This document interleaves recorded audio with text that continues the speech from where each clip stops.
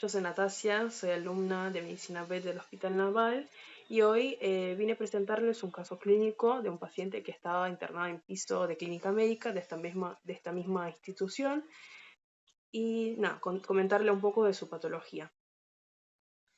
Bueno, teníamos un paciente masculino de 63 años que consulta en la guardia el día 7 de junio por edema y dolor intenso en la parte posterior de la pierna derecha de 48 horas de evolución.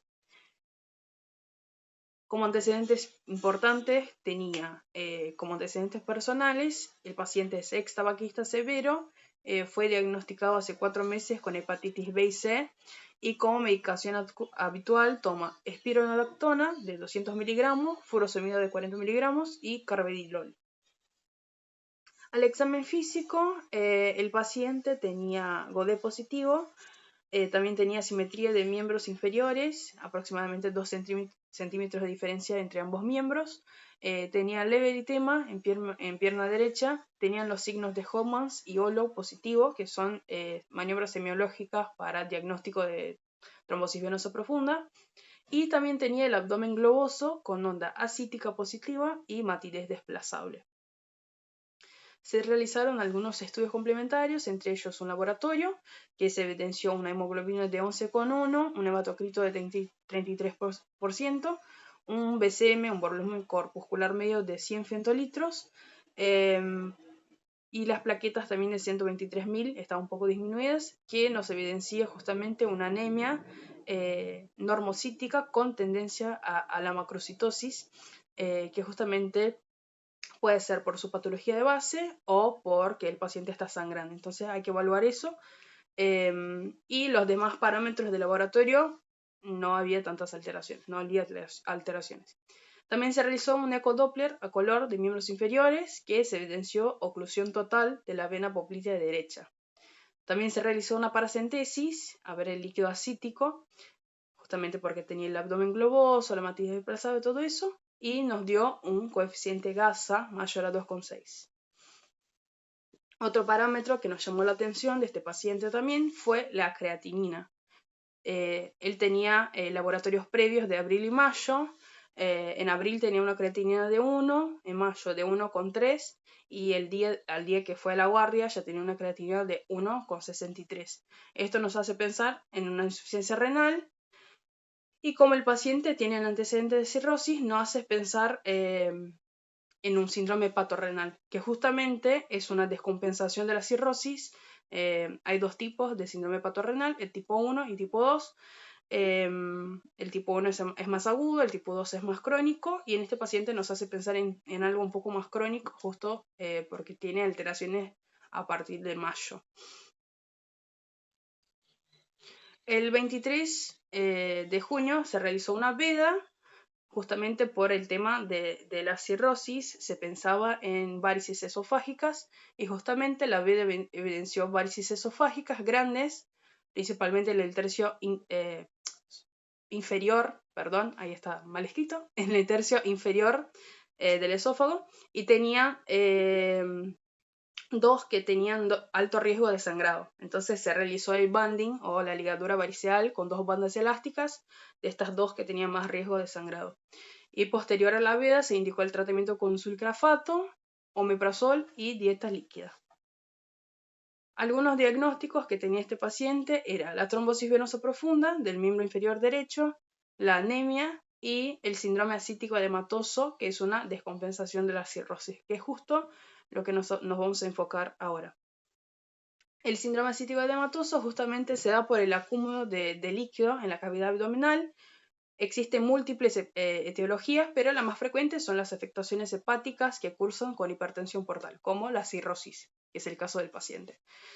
Justamente la hipertensión portal lo que produce es una vasodilatación esplácnica, que por un lado produce apertura de las colaterales y de los shunts portovenosos.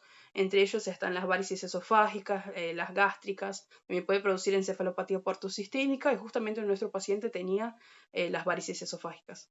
Y por otro lado, produce una hipovolema efectiva que estimula barroreceptores. Y estos barroreceptores lo que hacen es activar el sistema renina-angiotensina-aldosterona, el sistema nervioso simpático y la ADH. Y esto conlleva un montón de alteraciones a nivel del organismo. Entre ellos está la vasoconstricción renal y en otros territorios no esplácnicos, que va a producir justamente el síndrome hepatorrenal, que era algo que estábamos pensando también con el paciente. Por otro lado, produce la retención de sodio-agua por el sistema renina-angiotensina, que produce ascitis y edema. Y por fin, produce también una menor excreción de agua libre que puede llevar a una hiponatremia. La clínica del síndrome ascítico es la disnea, saciedad precoz, dolor abdominal por la cantidad de líquido que hay en el abdomen. Al examen físico podemos ver la matidez desplazable, la onda ascítica, todo que tenía el paciente. Es importante preguntar dónde arranca el edema, de dónde empieza. Justamente el de ascitis empieza por abdomen y evoluciona a miembros. Esto es importante para hacer diagnóstico diferencial con la insuficiencia cardíaca, que es al revés, o sea, empieza por miembros y evoluciona hacia abdomen. Otras presentaciones clínicas que puede tener el paciente también son las hernias abdominales, umbilicales. El paciente puede tener anorexia, malnutrición. Y de acuerdo a la clasificación podemos clasificarla en 3 grados, el grado 1, 2 y 3. El grado 1 justamente la ascitis pasa desapercibida al examen físico y se detecta por estudios de imágenes, es una forma de diagnóstico también.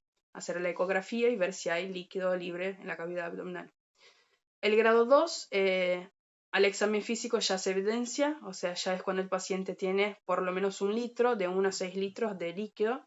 Y el grado 3 ya sería la ascitis a tensión, que tiene más de 6 litros de líquido. El diagnóstico justamente es la paracentesis, o sea, extraer el líquido de la cavidad abdominal. Y justamente lo que se evalúa ahí son el recuento celular y diferencial, la albúmina y las proteínas totales. Lo más importante de esto sería la albúmina, porque a partir de esa podemos hacer un coeficiente que se llama coeficiente Gasa, que lo que hace es disminuir la albúmina sérica, o sea, la que sacamos de plasma, a ver, o sea, disminuimos la albúmina sérica por la albúmina del líquido ascítico y vemos cuánto nos da el coeficiente. Y esto nos divide en 2 grandes grupos, los pacientes con gasa mayor a 1,1 y menor a 1,1. Los que tienen gasa mayor a 1,1 se dice que la ascitis se da a causa de hipertensión portal. Y hay múltiples causas, entre ellas la cirrosis, la hepatitis alcohólica, la ascitis cardíaca, la metástasis hepática masiva. Y si es menor a 1,1, ya no es de causa de hipertensión portal, sino que hay otras causas como la carcinomatosis peritoneal, el síndrome nefrótico, en fin, múltiples causas. El tratamiento. La cosa más importante es tratar la causa de BASI. Después, también importante tratar la ascitis en sí. Y la tratamos de acuerdo al grado de ascitis que tiene el paciente. Si el paciente tiene una ascitis grado 1, lo que hacemos es restricción de sodio. Lo que se indica es una ingesta menor a 2 gramos por día.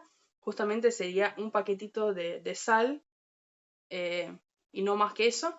Y en caso que además de la ascitis el paciente también hacemos el laboratorio y se evidencia una hiponatremia, o sea, el sodio menor a 125, y de equivalentes también se indica lo que sería la restricción hídrica.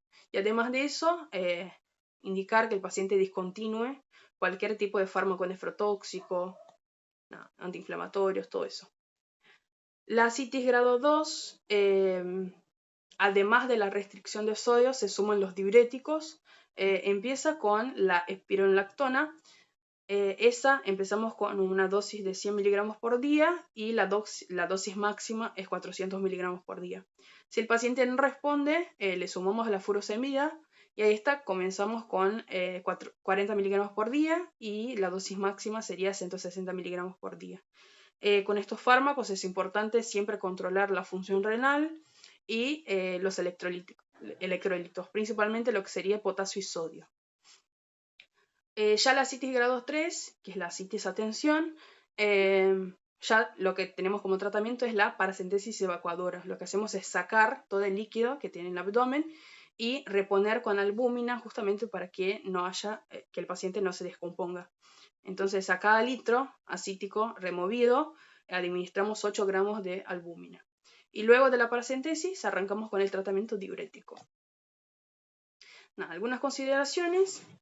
La citis es la descompensación más frecuente de la cirrosis. No es la única, pero es la más frecuente.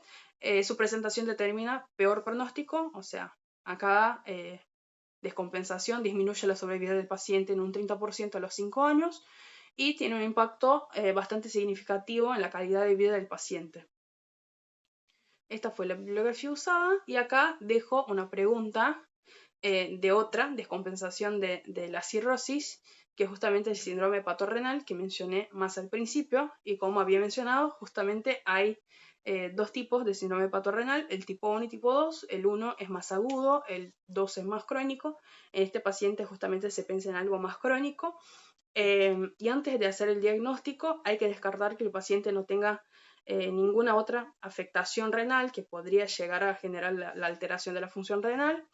Y hay que cumplir con otros criterios, como sería que tenga citis y cirrosis, que no responda a la expansión con albúmina, que no responda a la suspensión de los diuréticos, que no esté en shock, que no tenga otras alteraciones que podrían llegar a alterar la función renal.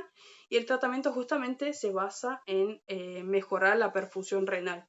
Y esto se da por dos formas. Una sería aumentando el volumen circulante efectivo, y esto se da por la albúmina, o sea, el tratamiento justamente sería la albúmina, por un lado, y por otro sería producir una vasoconstricción esplácnica para que llegue más sangre a nivel renal. Y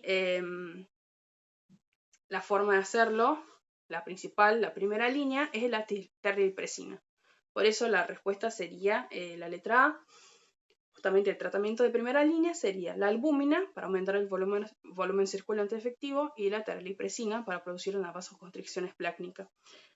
La noradrenalina y la midodrina o el octeotride son opciones, pero son como segunda línea. O sea, si el paciente no responde a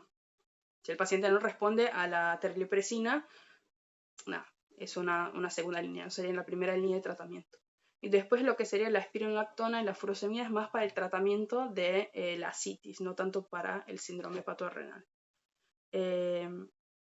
Y nada, justamente la terlipresina se da de forma de infusión continua para disminuir sus efectos adversos, que entre ellos estaba la isquemia distal. Entonces, si se da por infusión continua, disminuye un poco los efectos adversos. Y nada, muchas gracias.